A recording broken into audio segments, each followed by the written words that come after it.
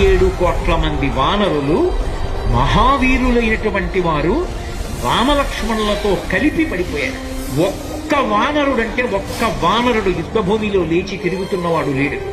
ఇంద్రజిత్ శక్తి తెలుసు కాబట్టి విభీషణుడు వెళ్ళిపోయాడు, దొరకలేదు. స్వామి హనుమ ఏ అస్త్రము చేత బంధింపబడదు కాబట్టి హనుమ ఒక్కరే ఉన్నారు. అందరిలో పెద్దవాడు, బ్రహ్మ యొక్క అంశలో వచ్చినవాడు జాంబవంతుడు నేల మీద పడిపోయి ఉన్నాడు.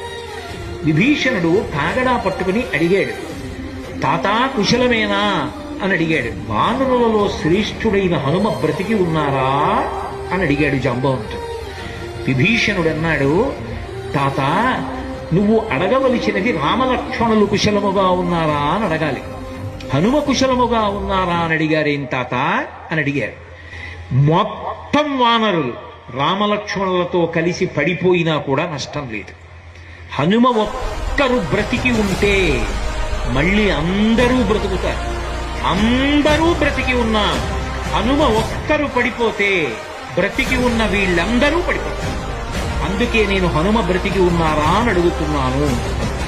వంగి జాంబవంతుడి పాదములు పట్టుకుని తాత హనుమ నీ కుశలం అడుగుతున్నాడు, నమస్కరించుతున్నాడు అన్నాడు.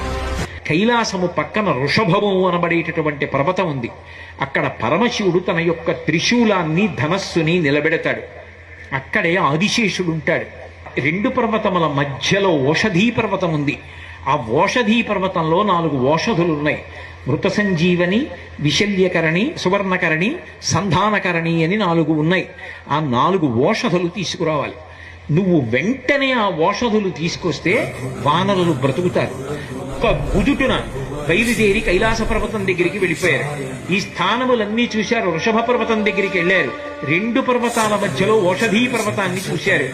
ఓషధీ పర్వతం హనుమ వస్తున్నారు, ఓషధుల్ని తీసుకెళ్లిపోతారని కనపడకుండా వాటిని దాచింది. నా స్వామి అయినటువంటి రామచంద్రమూర్తి కార్యానికి పనికి రాకుండా ఓషధుల్ని దాస్తావానని ఆ సంజీవని పర్వతాన్నంతటినీ పెళ్లగించి చేత్తో పట్టుకుని ఆకాశ మార్గంలో కించిత్ శ్రమ పడకుండా కాంచనలంక ఉన్నటువంటి దక్షిణ తీరానికి చేరి యుద్ధభూమిలో దింపారు.